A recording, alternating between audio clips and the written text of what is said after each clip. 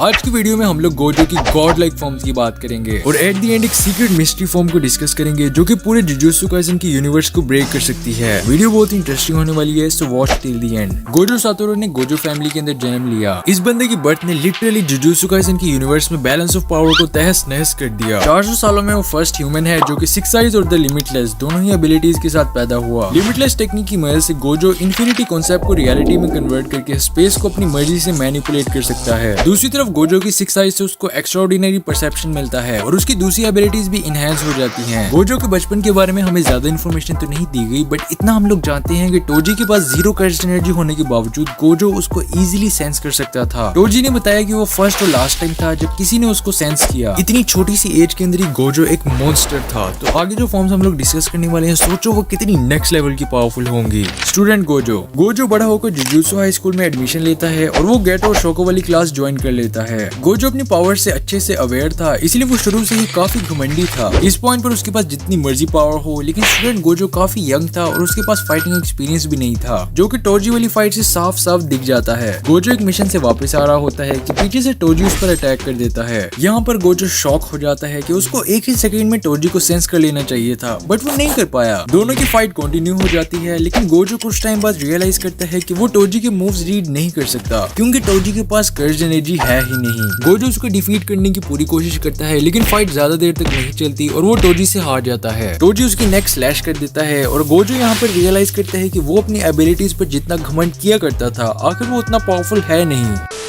Awaken Gojo. टोजी के हाथों बुरे तरीके से इंजर्ड होने के बाद गोजो अपनी सारी एनर्जी को रिवर्स कर्स टेक्निक पर फोकस कर देता है। ये टेक्निक बेसिकली कर्स एनर्जी को पॉजिटिव एनर्जी में कन्वर्ट करके ह्यूमन बॉडी को हील करने में यूज होती है। ये हीलिंग टेक्निक गोजो ने डेवलप नहीं किया, बल्कि उसकी क्लासमेट शोको ने किया। लेकिन मल्टीपल अटेम्प्ट्स के बाद भी गोजो ये टेक्निक शोको से ना सीख पाया, क्योंकि हर सोर्सर के लिए किसी भी टेक्निक को लर्न करना डिफरेंट होता है और अपने यूनिक एक्सपीरियंस से ही सोर्सर को टेक्निक यूज करना आती है। लेकिन गोजो वहाँ पर इंजर्ड लेटे हुए कोड ऑफ कर्स एनर्जी को फिगर आउट कर लेता है एंड हील होने के बाद वो टोजी से रीमैच करता है। इस दफा गोजो काफी ज्यादा पावरफुल हो चुका था। उसने टोजी के सारे अटैक्स को इजीली डॉज कर दिया। Everyone is a gangster until this man starts mixing colours. Healing abilities के साथ साथ गोजो अपनी रिवर्स कर्स्ट एनर्जी को लिमिटलेस के साथ मिला देता है और एक brand new red technique develop कर देता है। ये टेक्निक मैटर को एक पावरफुल रिपल्सिव फोर्स से रिपेल करती है और वो ब्लू टेक्निक से भी 2 टाइम्स पावरफुल है। जब गोजो ने इस टेक्निक को रिलीज किया तो टोजी शॉक हो गया, लेकिन गोजो यहाँ पर रुकता नहीं और नेक्स्ट वीक ऐसी चीज कर देता है जो कि टोजी के ज़हनो गुमान में भी नहीं थी। वो ब्लू टेक्निक और रेड दोनों को मिलाकर एक अल्टीमेट हॉलो टेक्निक बना डालता है, पर्पल। ये टेक्निक इतनी पावरफुल है कि एनिमी को रियलिटी से बाहर निकालकर यूनिवर्स से नामो निशान इरेज कर देती है। ये सीक्रेट टेक्निक गोजो फैमिली के अंदर सिर्फ कुछ ही लोग जानते हैं। इसके बाद गोजो के सामने टोजी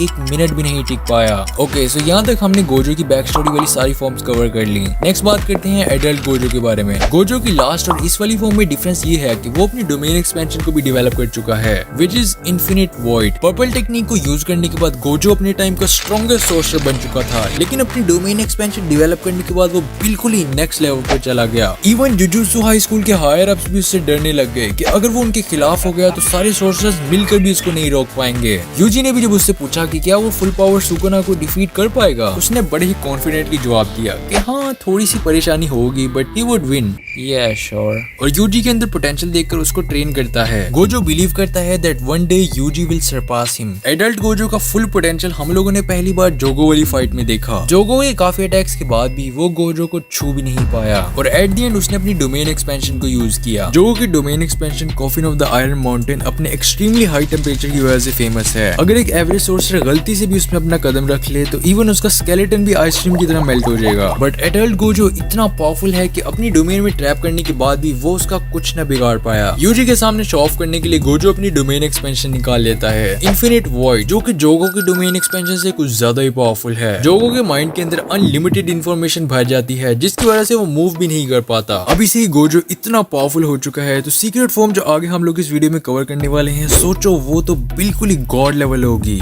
next is Shibuya Gojo. Shibuya के अंदर गोजो के लिए कर्सेस को डिफीट करना कोई मुश्किल काम नहीं था, but his hands were tied क्योंकि उस ट्रेन स्टेशन पर बहुत सारे सिविलियंस थे और अगर वो अपनी फुल पावर यूज करता तो कर्सेस के साथ साथ इनोसेंट लाइव्स को भी खतरे में डाल देता। वंस अगेन गोजो पावरफुल होने के साथ साथ स्मार्ट होने का भी प्रूफ देता है। वो एक ऐसी चीज कर दिखाता है जो कि शिबुया में किसी ने एक्सपेक्ट नहीं की थी। गोजो अपनी डोमेन को 0.2 सेकंड के लिए ओपन कर देता है, जिसकी वजह से वहां पर प्रेजेंट हर एक बंदा अनकॉन्शियस हो जाता है और गोजो सिर्फ कुछ ही मिनट्स में सारे ट्रांसफिगर्ड ह्यूमंस की छुट्टी कर देता है। आफ्टर दैट किंजाको गोजो को प्रिजन रियल में सील कर देता है एंड शिबुया इंसिडेंट के एंड होने पर गोजो को जुजुत्सु सोसाइटी से एक्सपेल कर दिया जाता है एंड उसको अनसील करना एक क्राइम होगा, क्योंकि according to Jujutsu higher ups Geto को डेथ सेंटेंस देने के बाद भी वो खाता पीता अलाइव एंड किलिंग दिखाई दे रहा था और गोजो को शिबुया में उसका अकॉम्प्लिस एज्यूम कर लिया गया। जिसके बाद गोजो काफी टाइम तक सील्ड ही रहता है, बट उसकी कहानी यहाँ पर खत्म नहीं होती। इवेंचुअली कुछ टाइम बाद गोजो अनसील हो जाता है और प्रिजन रैम से बाहर आने के फौरन बाद वो किंजाको को खत्म करने जाता है, लेकिन किंजाको को किल करने से पहले ही सुकुना उसको रोक देता है और वो दोनों एक ड्यूल पर एग्री करते हैं। ऑन 24 दिसंबर जुजुत्सु काइसेन की यूनिवर्स की सबसे